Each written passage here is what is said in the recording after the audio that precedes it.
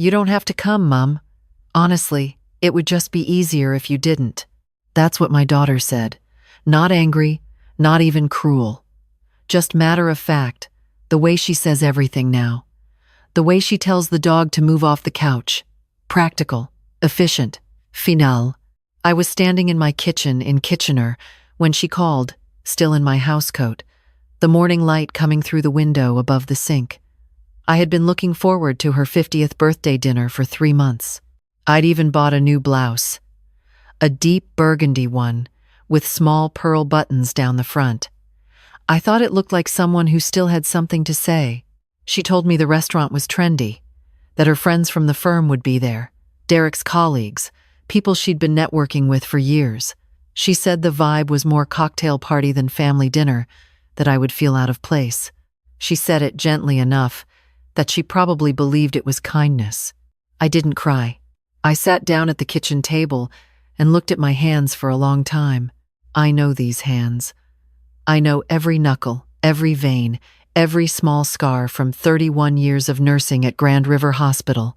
I know the callus on my right index finger from gripping pen charts and IV lines, and the hands of patients who had no one else to hold on to. These hands dressed wounds. These hands held my daughter hours after she was born, when her father and I were so young and so frightened and so full of love we didn't know what to do with it. I thought about telling her that. I didn't. I just said, "All right, Claire, I'll stay home." She said, "Thanks, Mum. I knew you'd understand." I understood perfectly. I spent the next 2 days the way I always spend hard days. I cleaned things that didn't need cleaning. I reorganized the pantry. I wiped down the baseboards in the hallway, the ones I'd already done in September.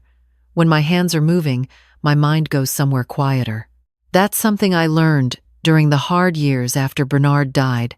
When Claire was 23 and her brother Thomas was finishing his last year at Waterloo, and I was suddenly alone in a house that felt 3 sizes too large. I went back to work the Monday after the funeral. People thought that was cold. It wasn't cold. It was the only way I knew how to stay standing. Claire was living in Toronto by then, already climbing whatever ladder she'd decided to climb. She called every Sunday for a while, then every other Sunday, then when she remembered, or when she needed something. I told myself that was normal, that children grow away from you, that it's your job as a mother to let them. I let her. Every single time, I let her. When she decided to go to law school at U of T, I had the money from the sale of Bernard's woodworking business. It wasn't a fortune, but it was enough. I paid her tuition for 3 years without hesitation.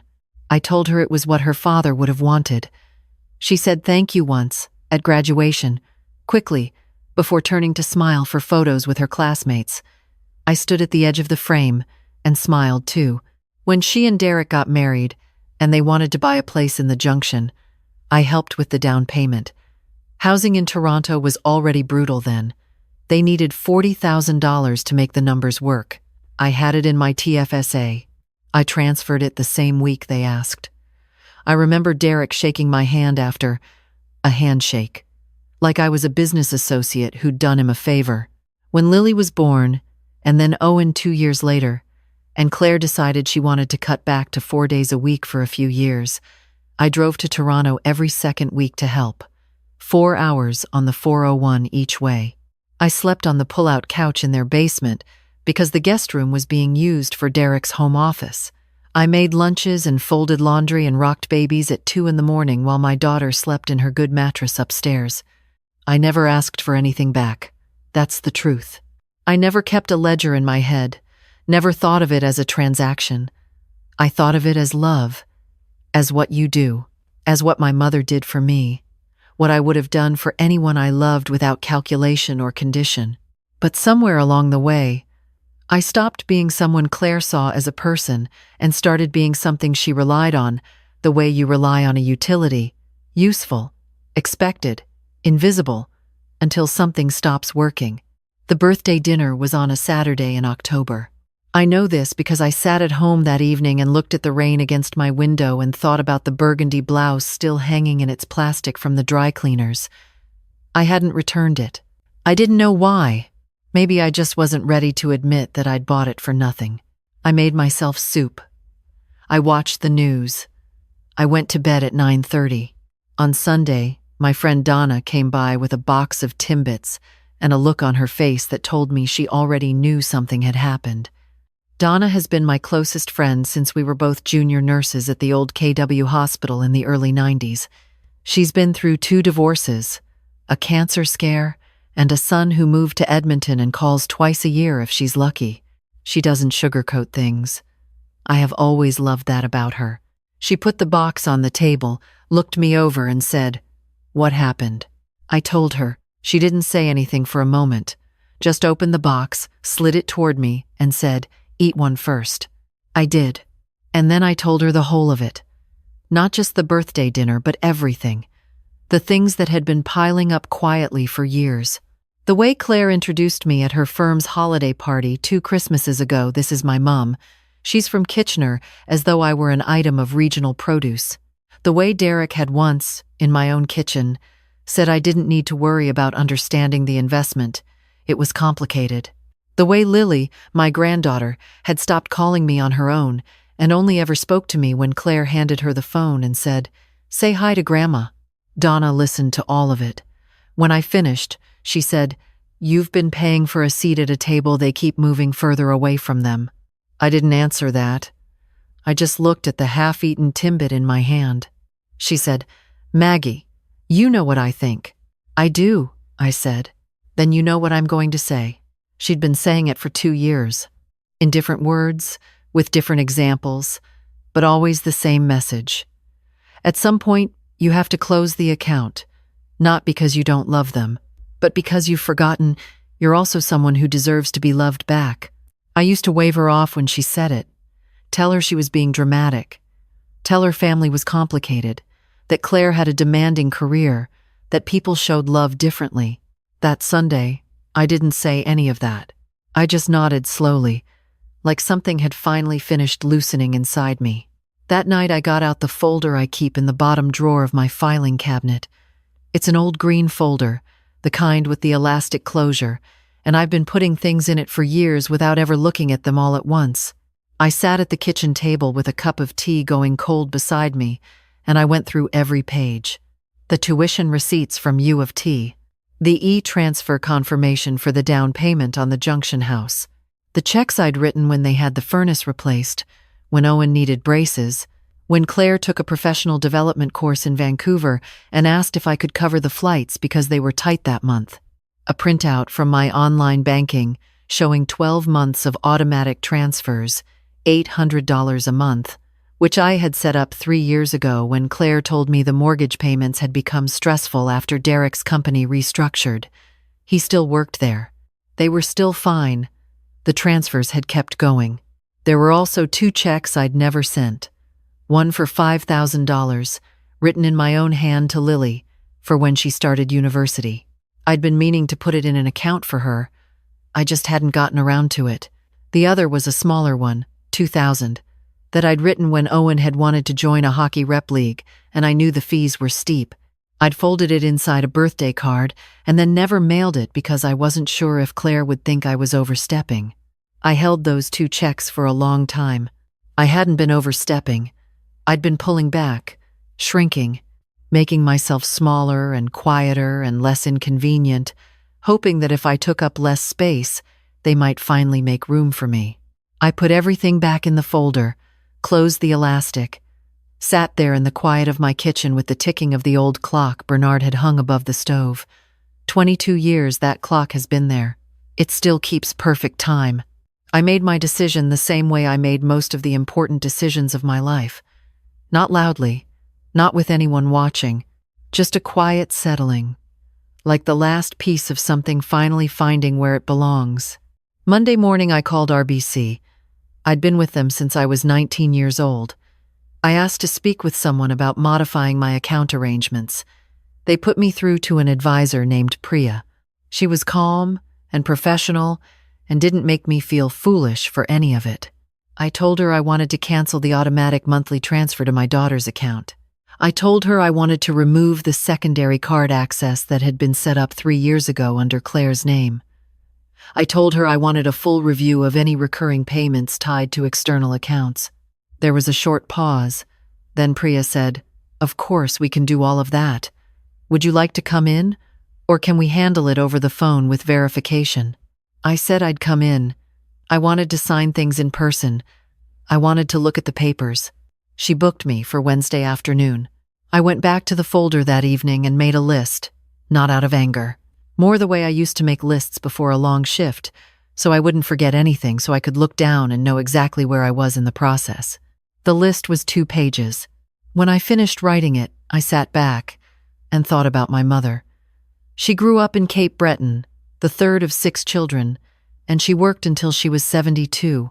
She used to say that women of her generation were taught to be grateful for whatever they were given and to never, ever make things difficult. She spent her whole life apologizing for taking up space. I had watched her do it. I had promised myself I wouldn't. I had done it anyway, just more quietly. Wednesday was cold and bright, that particular kind of Ontario October where the sky is almost too blue and the leaves are coming down fast off the maples. I drove to the branch on King Street, parked in the lot, sat in the car for a moment before going in. Not from hesitation, just from the habit of gathering myself. Priya was younger than I expected and had the kind of focused manner I recognized from good nurses. Present, efficient, not unkind. She took me through everything methodically. We canceled the automatic transfer. We removed the secondary card access. We reviewed and closed 3 linked payment arrangements I had barely remembered setting up. At the end, she looked at her screen and said, "Is there anything else you'd like to adjust?" "Yes," I said. "I'd like to open a new RESP, in my granddaughter's name only, Lily Hanratty." She looked up. The contributions go directly to her. No parental access, no notification to the account holders on her parents' file. When she's ready for school, the money is there for her, that's all. Priya nodded slowly. "That's entirely within your rights. We can set that up today." "And the same for my grandson," I said. "Owen. A separate account, same terms." She typed for a while. Then she turned the screen toward me so I could review the details. I read every line. I signed where she indicated. My handwriting was steady. When it was done, I stood and shook her hand. She held it a moment longer than necessary. She said, "I hope things are okay." "They're going to be," I said. "Thank you for your time." Outside, the maple at the corner of the parking lot had gone completely red. I stood beside my car and looked at it for a minute. It had taken me 67 years to understand that there is a kind of strength in standing still and simply refusing to be moved. I had always confused stillness with surrender. I had been wrong about that. Claire called Thursday evening. I knew she would. The transfer hadn't gone through. The card had been declined at whatever store or restaurant or online checkout she'd tried it at. I don't know which one. I had stopped caring which one. Her voice on my voicemail was careful, measured. The voice she uses in meetings, I imagine. "Mom, I think there might be a problem with your RBC account. Derek tried to use the emergency card and it was declined. Can you call me when you get a chance? Hope everything's okay." Emergency card. That's what they called it. The card I had added to my account 3 years ago when they said it would just be for true emergencies, just a safety net, just in case. In 3 years, it had been used for groceries, for a weekend in Tremblant, for Lily's dance class registration, for a kitchen tap they decided to replace during a renovation they hadn't asked me about. I didn't call back that night. By Friday morning, I had 4 missed calls. One from Claire, one from Derek, one from Claire again, and one from a number I didn't recognize that turned out to be Derek's mother, which told me the conversation at their house had escalated to the point of calling in allies. The 5th call was from Lily. Her voice was small and unsure. "Hi, Grandma. Dad said there's something wrong with your bank. He seemed really upset.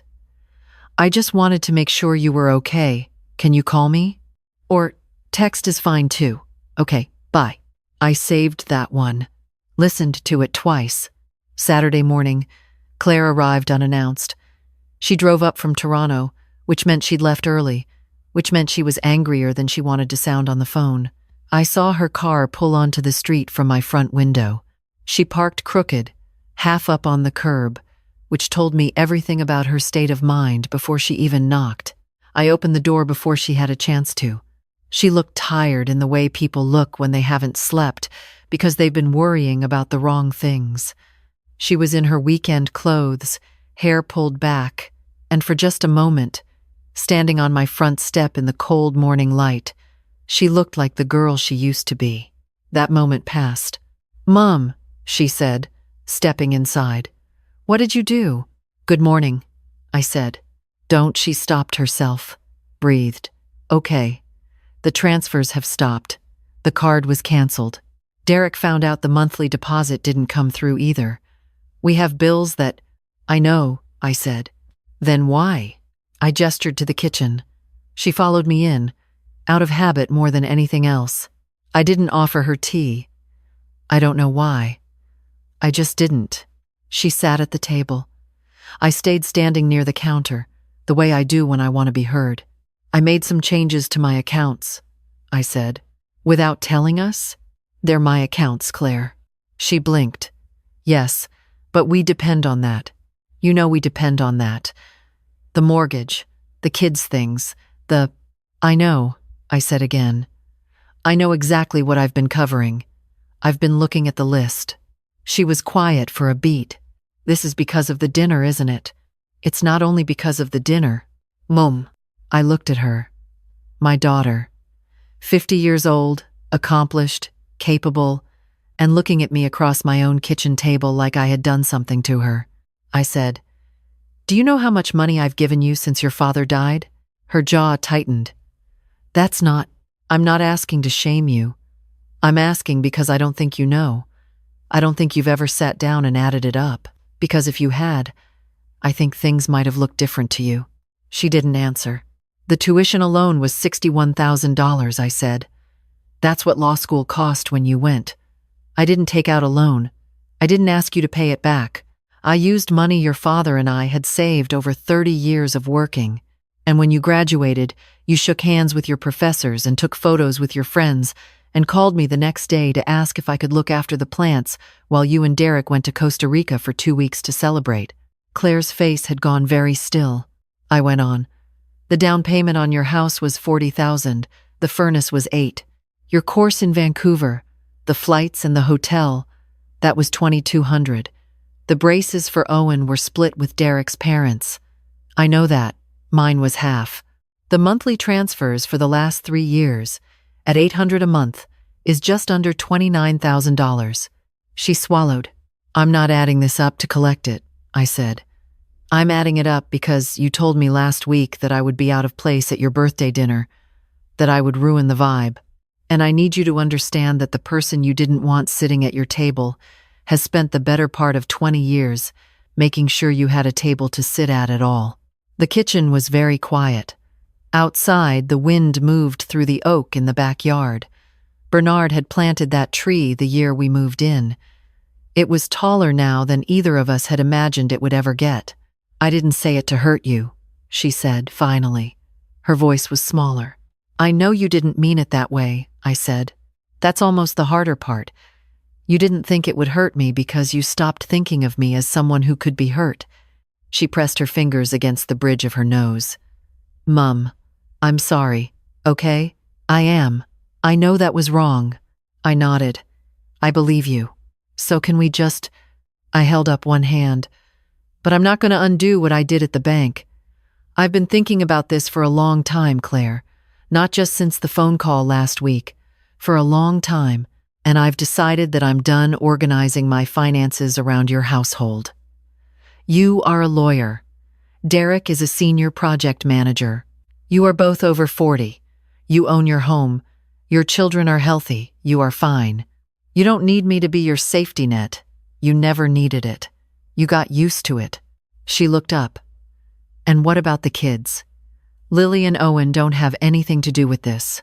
They're both getting RESPs," I said, "in their own names, managed accounts. The money is for their education, and it will be there when they need it. That's separate from everything else." Something shifted in her face at that. Not gratitude, not yet, but something. I should have told you I was coming to the dinner anyway, I said. I know that now. I should have said, it's my daughter's 50th birthday. I am going to be there. I shouldn't have asked.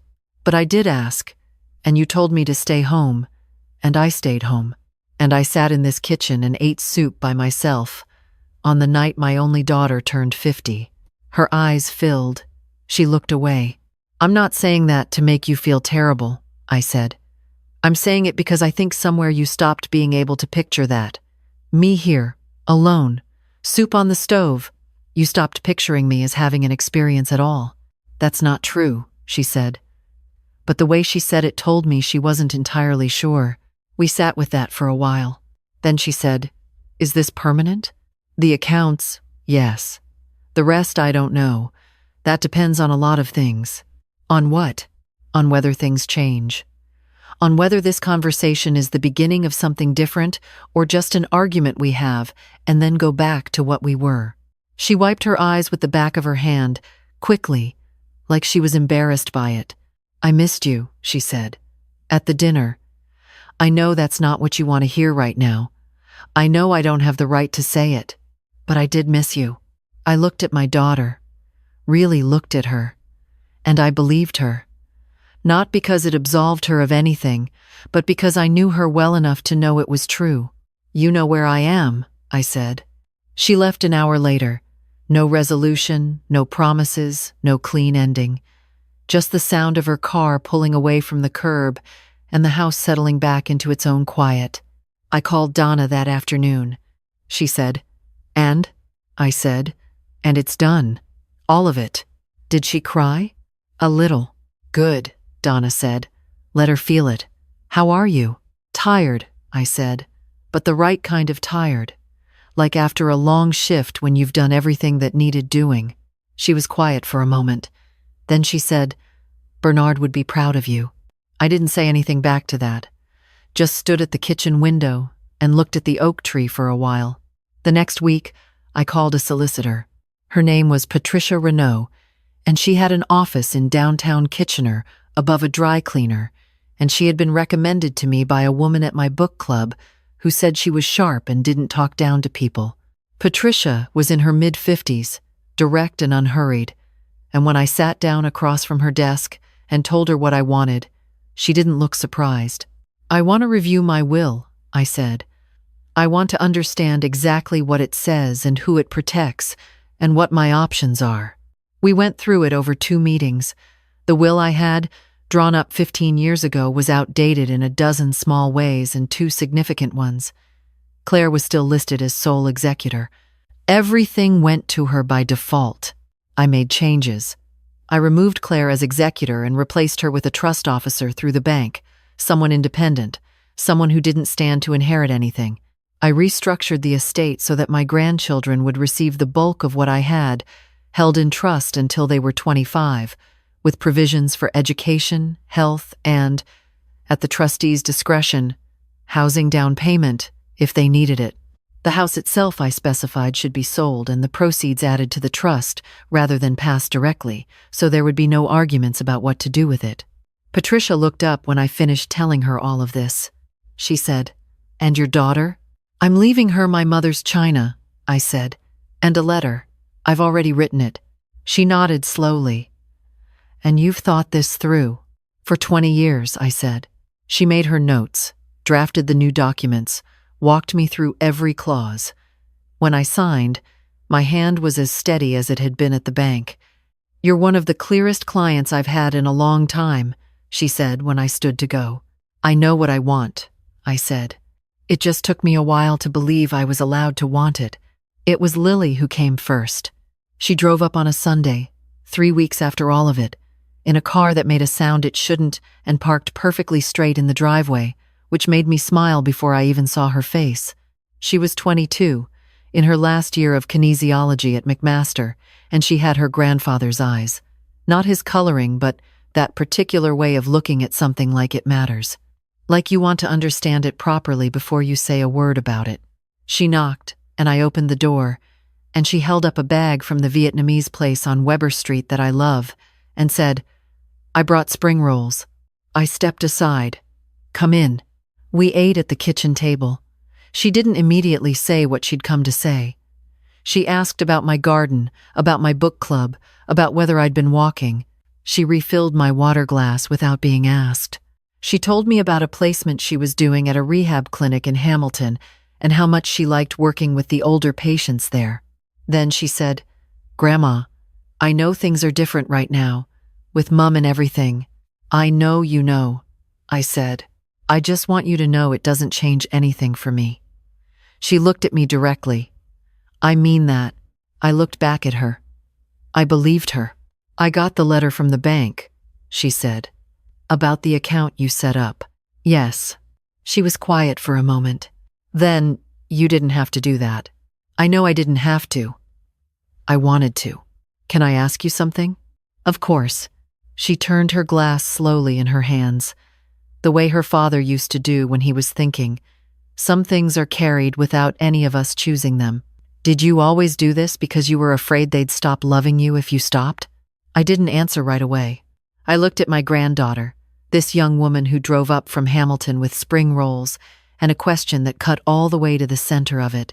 "I think," I said slowly, "I did it because I believed that love had to be earned, that you had to keep proving you were worth keeping around, and somewhere along the way I confused being useful with being loved." She nodded, like she'd already been thinking about that. "I don't want you to feel that way with me," she said. "I don't," I said. "Not with you." She reached across the table and took my hand. Her grip was warm and matter-of-fact, like she did it all the time, like it was the most natural thing in the world. We sat there for a long while after the food was finished. The clock ticked above the stove. The light went gold in the window the way it does on late October afternoons when the sun is low and everything it touches looks like it's been kept safe. She told me about a patient she'd worked with, a woman in her late 70s who was recovering from a hip replacement and spent every session talking about her garden in Ancaster, the specifics of her dahlias, the particular red of them. Lily said she'd looked up dahlias after, said she'd never paid attention to flowers before. I told her about the garden here, about Bernard's tomatoes, the way he grew them up the back fence every summer, and was inordinately proud of them as though they were an achievement and not just a plant. She laughed. I laughed too. It was the first time I had laughed easily in weeks. Before she left, she stood in the doorway and said, "I'm going to come back next month, if that's okay." "The door is always open," I said. "You know that." She hugged me at the car, real and close, not the one-armed lean-in that people do when they don't mean it. After she drove away, I stood on the front step in the cold air and let the quiet settle around me. There were leaves on the walk I hadn't swept yet. The oak in the backyard was almost bare now. Winter was coming the way it always comes here, steadily, without apology. I went inside and put the kettle on. There are things I still don't know. I don't know if Claire and I will find our way back to each other. I don't know if what's broken between us can become something different, something more honest. I hope so. I am her mother. That hasn't changed, and it won't. But I know this. I spent 30 years in a hospital learning that the worst harm doesn't always announce itself. Sometimes it comes in small daily increments, the overlooked test result, the symptom mentioned and not followed up on, the patient who says they're fine because they don't want to be a burden. I watched that kind of harm take people down, quietly, without drama, until it was serious. I had been doing that to myself for a long time. Not anymore. I am 67 years old. I have outlived my husband and my career and a version of myself I held on to too tightly for too long. I have a house with a clock that still keeps perfect time and an oak tree in the backyard that Bernard planted and a granddaughter who drives up from Hamilton on Sundays with spring rolls and good questions. I am not waiting for anyone to tell me I belong. I already know where I belong. I am standing in it. If you're still with me, if something in this felt familiar, I want you to hear this. It is not selfish to stop giving what isn't being received. It is not cold to protect what you've worked your whole life to build. It is not too late, whatever age you are, to look at the arrangements you've made and ask yourself honestly, which of these are love, and which of these are just the habit of being afraid. You are allowed to know the difference.